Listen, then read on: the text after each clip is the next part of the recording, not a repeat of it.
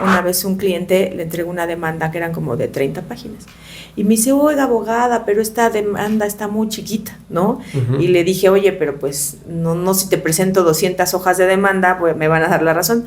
Me acuerdo que le dije, en estas traemos lo importante y vamos a ganar, tienes la razón jurídica. Bueno, pasó y pues evidentemente ganamos eso. Acá lo tiene la gente, ahora ese poder se pasa a la ciudadanía y por eso es bien importante esta reforma y que conozcan quiénes son las candidaturas.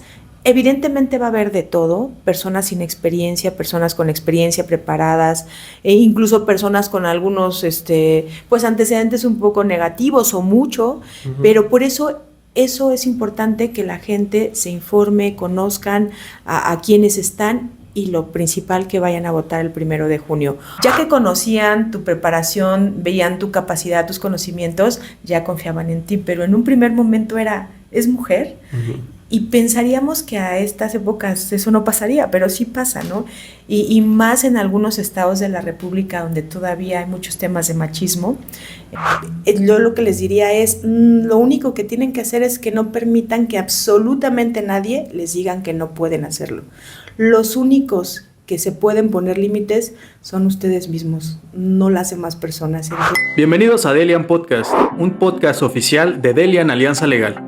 Es el lugar donde ofrecemos soluciones legales y financieras prácticas para empresarios, profesionistas y familias que buscan protección y claridad en sus decisiones. Nuestro equipo de expertos está aquí para guiarte a través de los aspectos más importantes de la ley, la administración de tu patrimonio y la planificación de tu futuro. Si eres emprendedor, estás construyendo tu carrera profesional o quieres proteger a tu familia jurídicamente, este espacio es para ti. En cada episodio exploramos temas clave como temas financieros y legales, temas de derecho empresarial, inclusive de derecho familiar. Todo de una manera sencilla y sobre todo práctica. En Delian Alianza Legal entendemos que cada situación es única. Por eso estamos comprometidos a brindarte soluciones personalizadas para cada una de tus necesidades.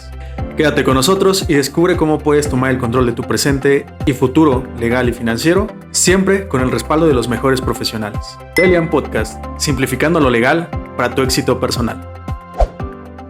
Amigos, ¿qué tal? Bienvenidos otra vez a otra entrega de Delian Podcast. Esta vez tenemos a una profesionista que llegó a través de una recomendación de mi querida magistrada Norma Angélica, pero que sobre todo tiene también toda la preparación y han coincidido en ciertas materias, específicamente en la materia electoral. Así que, abogada Berenice, ¿cómo estás? Hola, muy bien, muchas gracias. Aquí encantada de estar en tu programa. Perfecto. Abogada Berenice García Guante, ¿cómo fueron tus inicios y cómo empezaste en este tema de la materia electoral?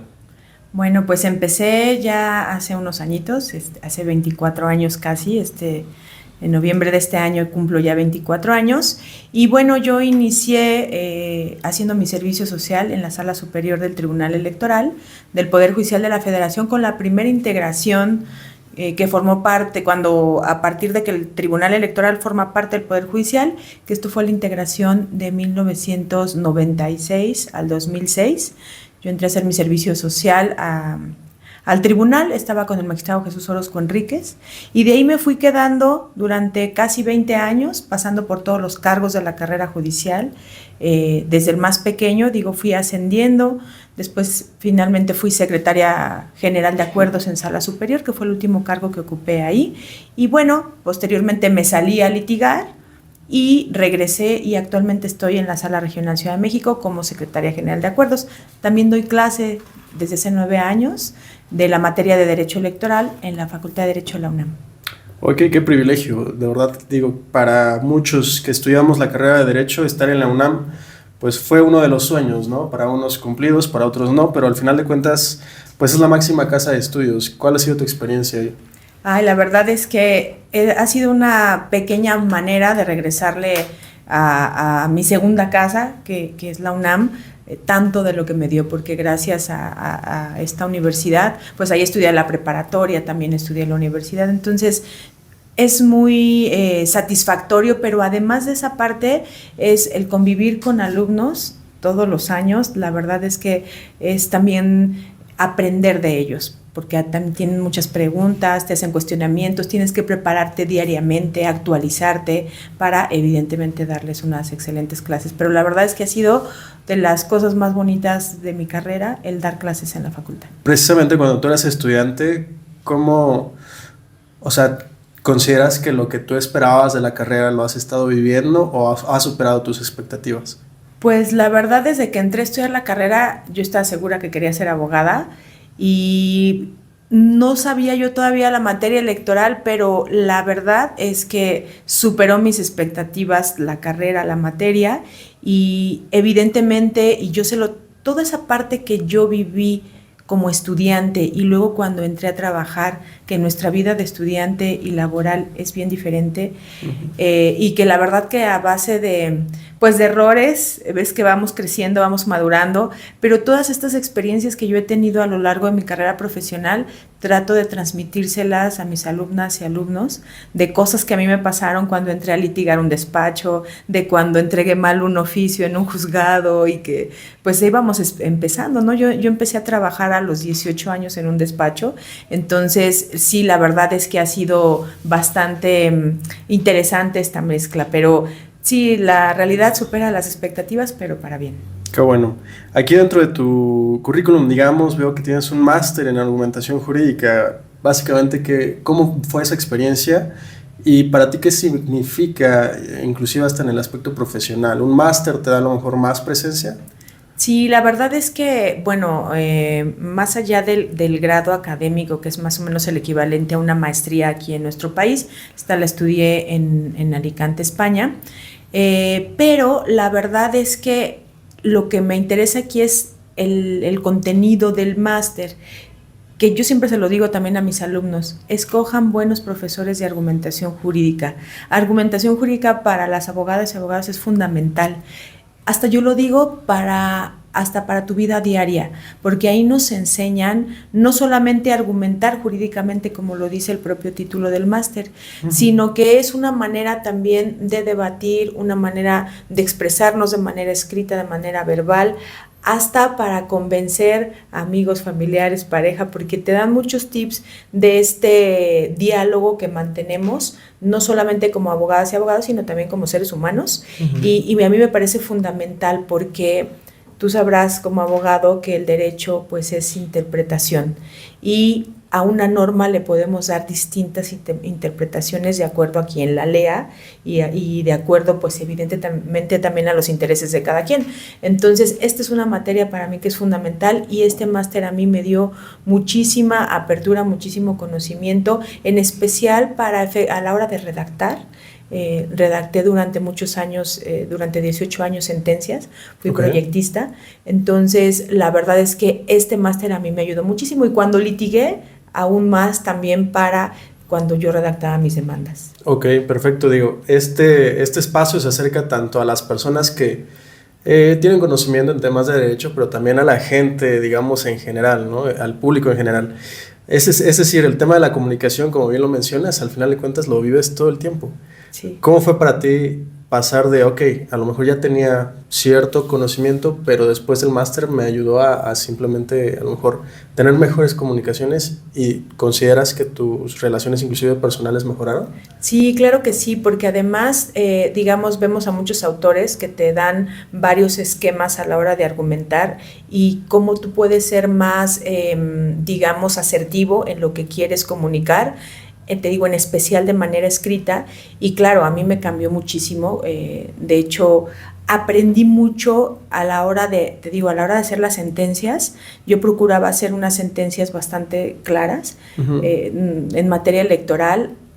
Cuando yo empecé, había sentencias de 1,000 páginas, de 2,000 páginas, incluso en este máster al que fui, había de muchos países, había jueces, magistrados de muchos países, en especial de Latinoamérica, y se reían y no podían creer que nuestras sentencias fueran de tantas páginas.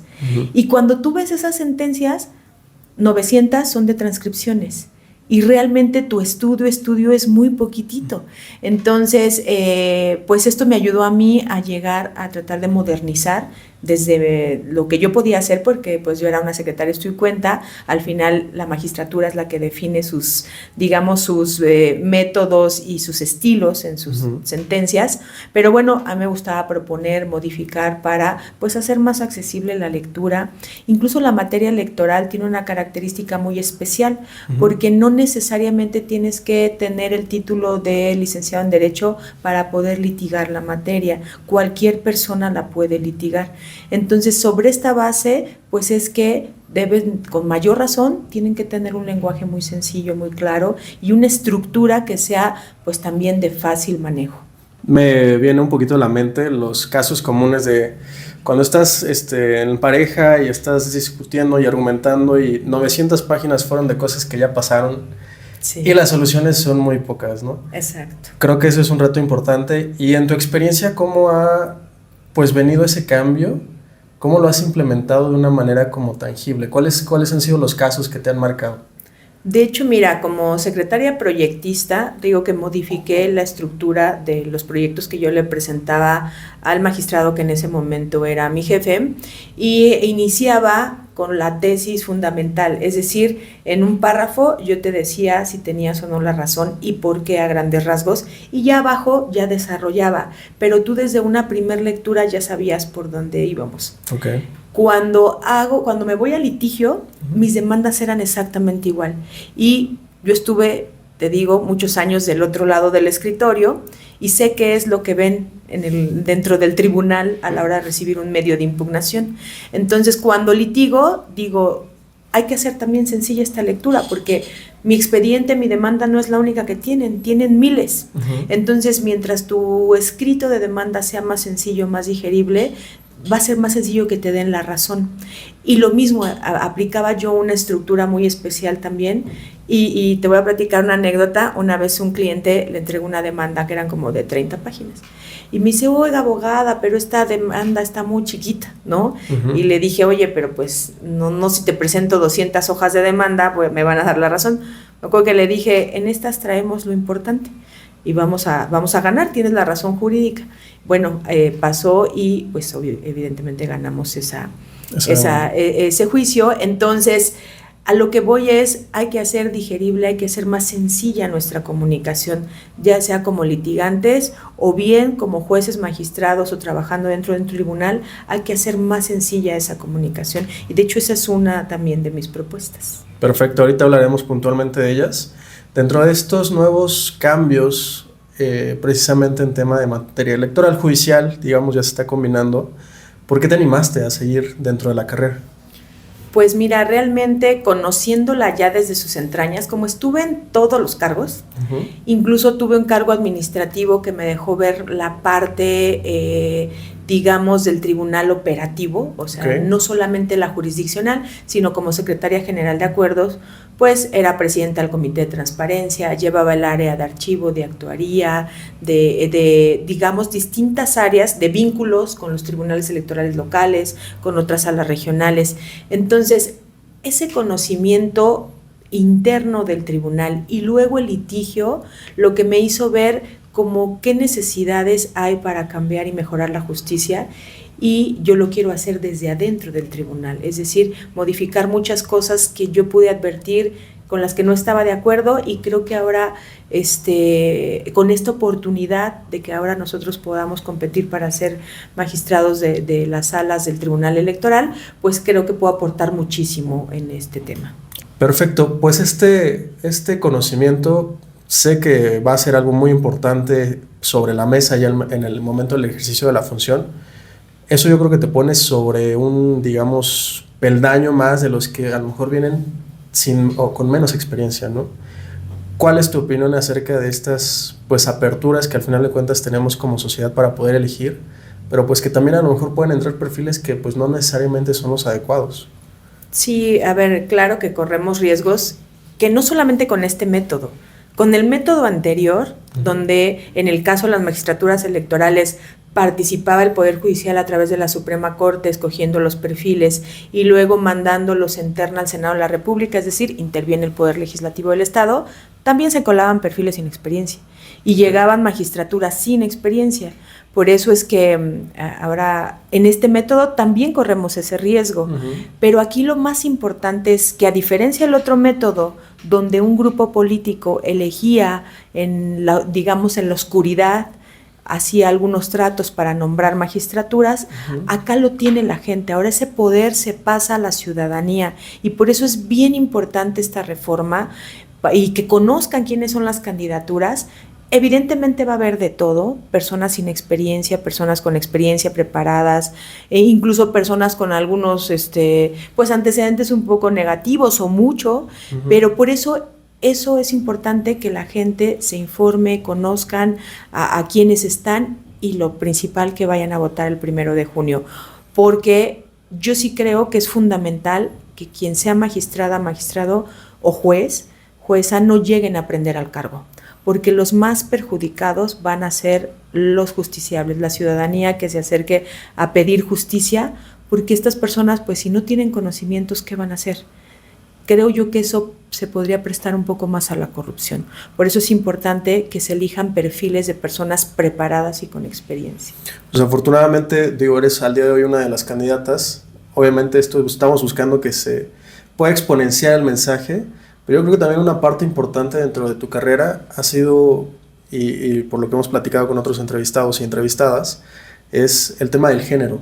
¿Crees que ha sido un tema a favor o negativo en tu caso? Pues mira, la verdad en mi caso, de por sí en el mundo de la abogacía es un mundo de hombres. Okay. O sea, siendo honestos y honestas, esto es un mundo de hombres y las mujeres en muchas ocasiones la tenemos complicada, ¿no? Yo te puedo decir que a lo largo de mi carrera profesional he sufrido temas de acoso sexual, de acoso laboral, y es por el tema de ser mujer. Incluso he sido víctima de violencia política en algunos de los procesos en los que participé. No tuvieron manera de cuestionar mi preparación y mi trayectoria profesional, entonces inventaron un tema de carácter personal. ¿Y para qué? Para vetarme con algunos grupos políticos.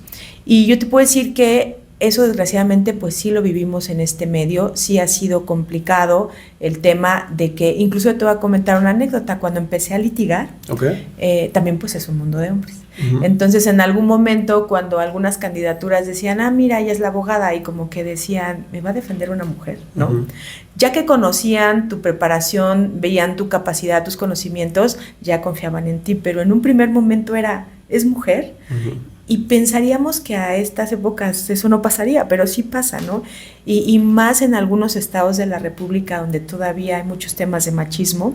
Entonces, sí ha sido complicado, pero para eso a mí me parece fundamental que entre mujeres haya apoyo, que entre mujeres haya lo que conocemos como sororidad, porque si nosotras mismas nos atacamos, pues más difícil se nos va a hacer llegar. Y no es que sea una guerra o competir contra los hombres, porque tampoco es así. Creo que podemos ser un gran equipo, hombres y mujeres, ser aliados y trabajar por tener las mismas oportunidades, hombres y mujeres, y que no interese realmente cuál es, si eres mujer o eres hombre, sino realmente lo que interesa es tu capacidad, tu preparación, y que realmente ocupes los cargos por eso. Esto habla de una mentalidad de equilibrio, y eso creo que es fundamental, porque muchas veces nos vamos a un extremo o a otro, ¿no? Y cada uno tiene sus razones y sus argumentos, pero creo que el radicalismo no siempre es la mejor opción. Entonces creo que eso va pegado a tus valores. ¿Cuáles han sido estos valores que te han llevado a lo largo de la carrera? Pues mira, lo principal, honestidad, dignidad. A mí me parece que no puedes prestarte ni un solo momento a algún tema de corrupción, porque creo que si dices sí a la primera vas a tener que seguir diciendo sí 1, 2, 3 más veces. Entonces a mí me parece que la cultura del esfuerzo es importante. En mi caso vengo desde abajo, vengo de una familia pues que tenía bajos recursos para cuando nos mandaban a la escuela, y pues es esta cultura del esfuerzo, honestidad, una capacidad, tenacidad, yo te diría, son valores que a mí me han llevado hacia adelante. Y evidentemente también esta parte, yo considero que es muy importante el tema de poder trabajar en equipo, en hacer aliados, en trabajar de la manera más armónica. Incluso te lo pueden decir quienes han trabajado en mi equipo en las distintas áreas que he estado del tribunal, incluso litigando. Algo que valoro mucho yo es trabajar en armonía, como apoyándonos todos, como tener ese compañerismo entre todo el equipo. ¿Estás buscando soluciones legales que realmente se adapten a tus necesidades? En Delian Alianza Legal, más que tus abogados, somos tus aliados. Ya seas profesional, emprendedor o cabeza de familia, te ofrecemos soluciones personalizadas en temas de pensiones, afore, derecho familiar, derecho inmobiliario y empresarial. Además, contamos con servicio para nacionales y extranjeros. Con nosotros tu tranquilidad es prioridad. ¿Necesitas atención o apoyo en temas administrativos o financieros? Estamos aquí para ayudarte. Delian Alianza Legal, soluciones prácticas y confiables para ti. Contáctanos. Sí, creo que el ser objetivo también es una parte tuya, ¿no? Digo, por la forma en la que te expresas, por la parte que me transmites a través de tu experiencia.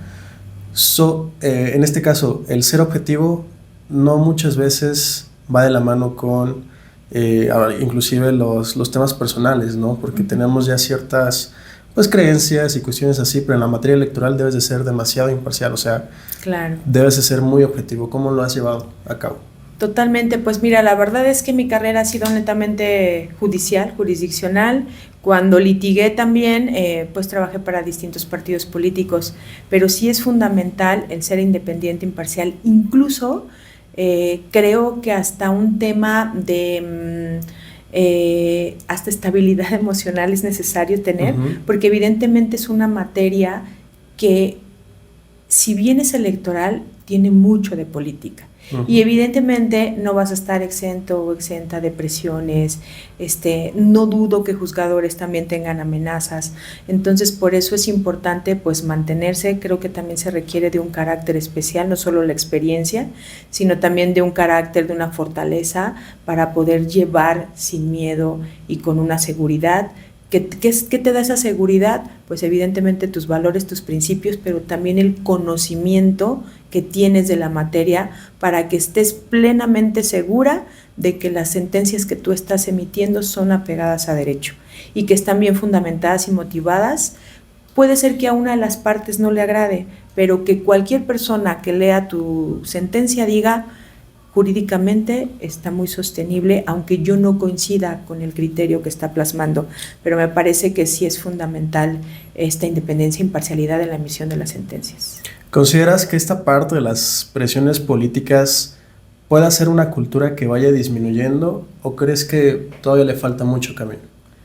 Pues yo espero que vaya disminuyendo, pero creo que es mucho responsabilidad, en especial ahora de las nuevas personas juzgadoras, que espero ser una de las que ocupe ya este cargo, y creo que dependerá mucho de nosotros el empezar a frenar esto. Muchas veces culpamos al gobierno, ¿no? A los políticos. Todo. El gobierno es que los políticos, pero ¿quién es quien acepta eso?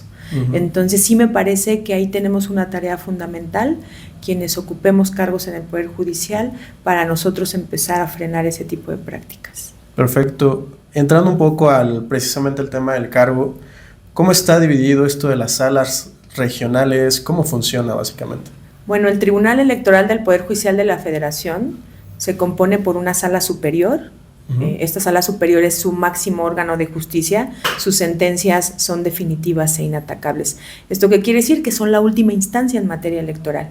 Pero también tiene 5 salas regionales. Nuestro país se divide en 5 circunscripciones y en cada circunscripción hay una sala regional. En este caso, por ejemplo, el estado de Puebla está en la 4ª circunscripción, que también se acompaña de otros estados como Ciudad de México, Tlaxcala, Guerrero, Hidalgo, y tenemos Morelos y obviamente Puebla, ¿no? Entonces son estos 6 estados que componen la circunscripción. Y así tenemos otras 4 circunscripciones con cabeceras, una en Estado de México, una en Jalapa, otra en Guadalajara y otra en Monterrey. Pero bueno, así se compone. Tenemos una sala especializada, pero esta reforma judicial ya la elimina. De hecho, a partir del último día de agosto deja de existir. Okay. Esa tenía su sede ahí en Ciudad de México, pero bueno, esa ya no la tenemos. Entonces nos quedamos con 6 salas regionales. Las salas regionales, digamos que son las que conocen de las elecciones en estas entidades federativas, en el caso de la 4ª circunscripción, de las elecciones de ayuntamientos, de sus integrantes, presidencias municipales, sindicaturas y regidurías, y en el caso de las diputaciones de los congresos de los estados. Las elecciones de gobernador no pasan por la regional, se van directamente a la sala superior. Ok, perfecto. Son básicamente brazos que también tiene el órgano electoral para poder seguir administrando justicia. Así es. Perfecto. Y hablemos un poquito de tus propuestas. ¿Cuáles son puntualmente las 3 más importantes y por qué abanderan, digamos, tu campaña? Pues mira, derivado de la experiencia de todos estos años de estar tanto dentro como fuera del tribunal, a mí me ha permitido ver qué podemos ofrecer para mejorar el acceso a la justicia. Y a mí la principal, la número 1, es este tema de cercanía, tanto con las personas que quieren que se les haga justicia, como en la ciudadanía en general. Muchas ocasiones vemos que la mayoría de la población no sabe que hay un tribunal electoral y menos que hace este tribunal. Entonces hay que hacerle saber a la gente que tiene derechos político-electorales, en qué consisten y quiénes son las autoridades encargadas de proteger esos derechos político-electorales. Pero no solo eso, ¿en qué les beneficia a ellos maximizar estos derechos? Porque podríamos decir, bueno, la materia electoral le interesa solo a partidos políticos y candidaturas, pero realmente no. ¿Por qué? Porque la materia electoral define quiénes nos van a gobernar. Y quienes nos van a gobernar impactan la esfera jurídica de todos. ¿Por qué? Porque es la persona que me va a ofrecer seguridad, los servicios de agua potable, de luz, el tema de la educación, el acceso a la salud, todos esos derechos que vivimos día a día. Los gobernantes son quienes tienen la obligación de dárnoslos y de garantizarlos principalmente, y la materia electoral es la que define quiénes van a ocupar esos cargos, ¿no? Y a través, obviamente, de respetar la voluntad ciudadana. Lo que la gente votó en las urnas, defender su voto, es lo que hacen los tribunales electorales. Entonces, mantener esta cercanía para informarlos, utilizando la tecnología. Ahora que tenemos todo lo de las redes sociales y ahora precisamente con estas campañas, el acercarte a la gente con videos cortos, explicándoles con lenguaje ciudadano, sencillo, que empiecen a interesarse en lo que hacemos, pero promover su participación política es sumamente importante, y creo que ninguna autoridad electoral lo ha hecho en todos estos años que llevamos. La materia electoral es relativamente joven, digamos que estamos hablando de aproximadamente unos 30 años en que se empezó a consolidar. Entonces, a diferencia de otras materias como la penal, civil, familiar, que ya lleva muchísimos años, la electoral, pues por eso le llamamos que es joven. Pero esta justicia no solo acercarla así, sino también que puedan acceder a presentar medios de impugnación de manera sencilla, con bajo costo, porque tenemos un juicio en línea en el Tribunal Electoral. Okay. Pero curiosamente ese juicio en línea lo promueve, del 100% de personas que promueven juicios, yo creo que lo promueve un 2 a 5%. Y nosotros nos preguntamos, ¿por qué no lo utilizan? Porque realmente no es tan sencillo su manejo, no es de fácil acceso.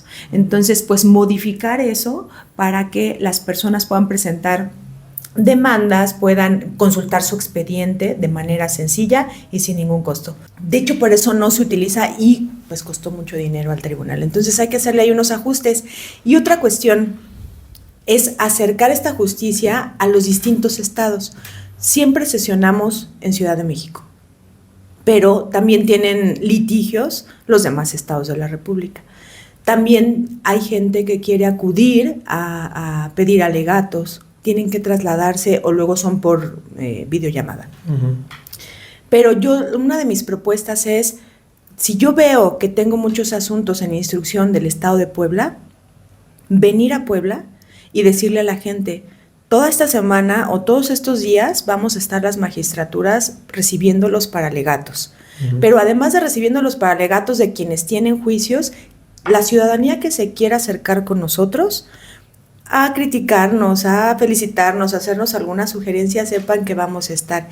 Y de hecho, sesionar también desde los estados, para que la gente nos empiece a conocer, nos sienta cercanos. Es decir, ya no hacerlos que ellos vayan a la Ciudad de México y sentir que ahí es el centro del universo, sino nosotros acercarnos con la gente y nosotros tener esa sensibilidad, esa empatía, esa comunicación para que nos empiecen también a ubicar, ¿no? De hecho, te voy a comentar, la semana pasada estuve haciendo unos recorridos en el estado de Puebla y me decía una persona, si ganas, no te olvides y regresa, ¿no? Y yo le dije, claro que sí, le digo, de hecho, grábame con la promesa para que si yo no regreso, tú me exhibas. Le dije, porque realmente no es solo venir a pedir el voto, sino cumplir las promesas que hacemos. Y qué bueno en programas como el tuyo, con este tipo de podcast, donde queden grabadas estas cuestiones que estamos proponiendo y que de alguna manera estamos prometiendo para que se nos obligue por la ciudadanía a cumplirlas.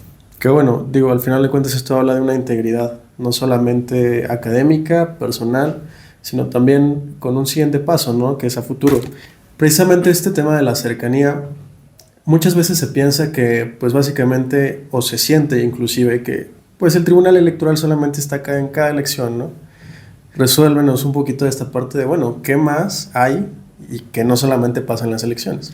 De hecho, eso es una excelente pregunta, porque si dicen, en especial los abogados y abogadas electoralistas, pues solo tienen trabajo en proceso electoral.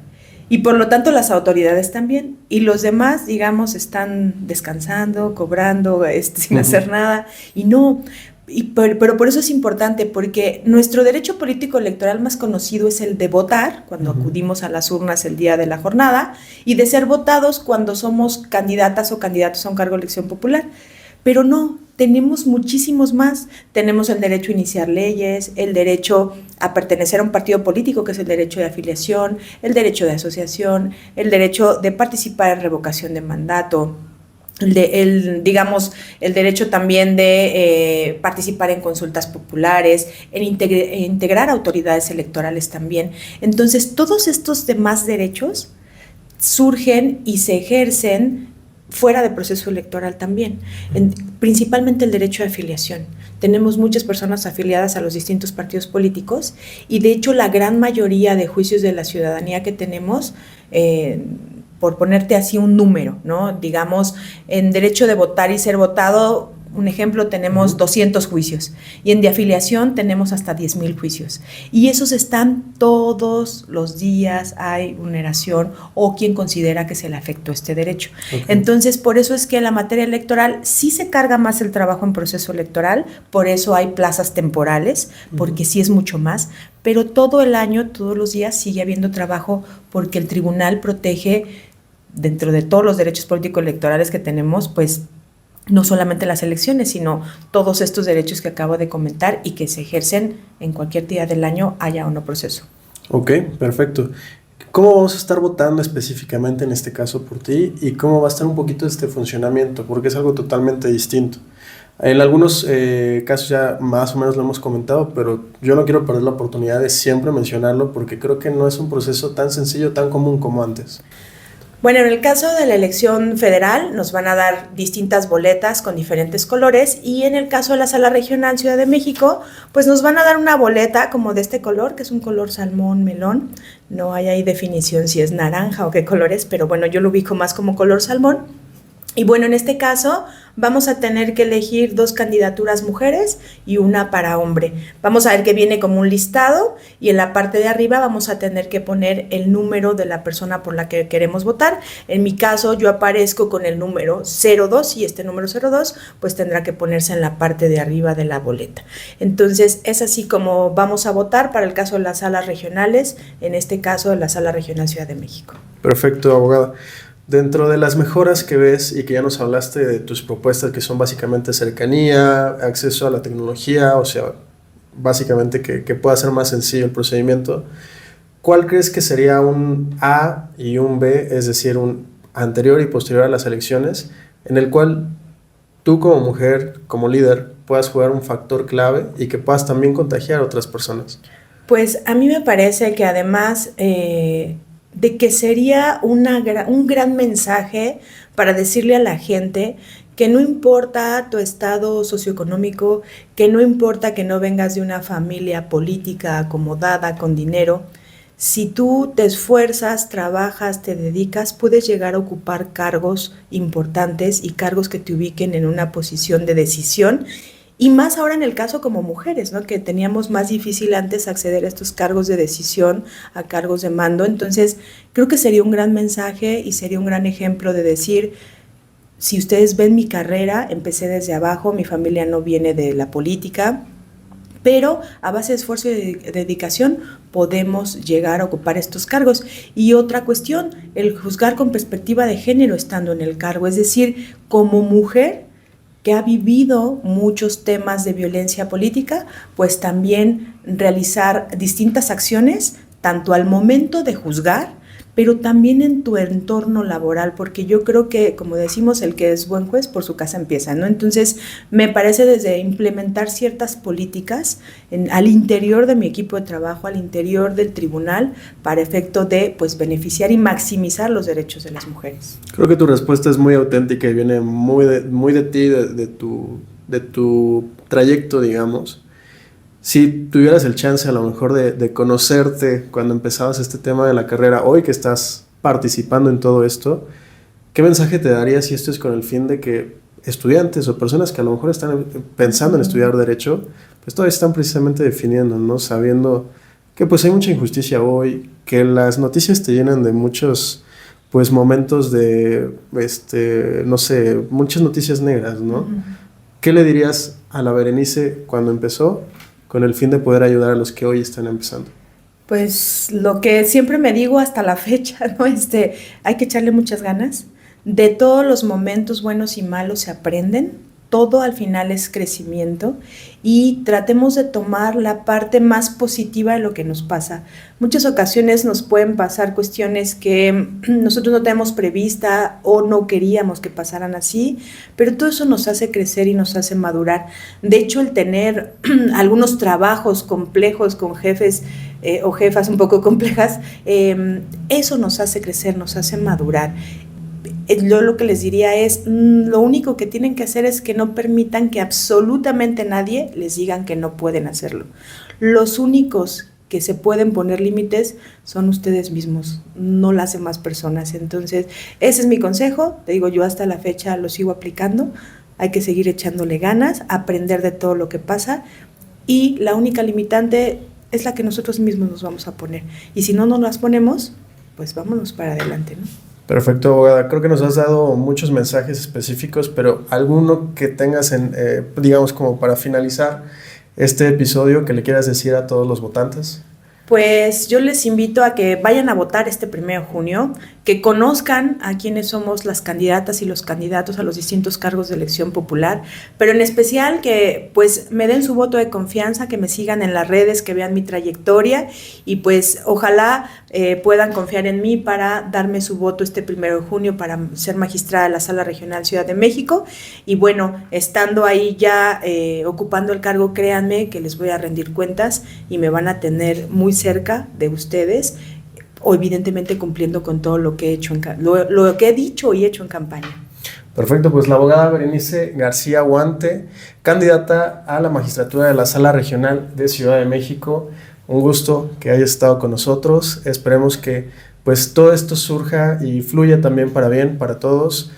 Precisamente elegir a personas con tu capacidad, con tu experiencia, yo creo que es fundamental. Así que, amigos, realmente esto es algo en lo que tenemos que poner empeño y básicamente participar. No hay otra forma, ¿no? Elegir realmente con conciencia, y por eso estamos haciendo este tipo de contenido, para que ustedes puedan tener acceso de la manera más rápida posible y sobre todo de la manera más informada. Así que gracias, abogada. Esperemos estarnos viendo del otro lado, ya para otros tipos de capítulos, pero pues obviamente también disfrutando y también celebrando.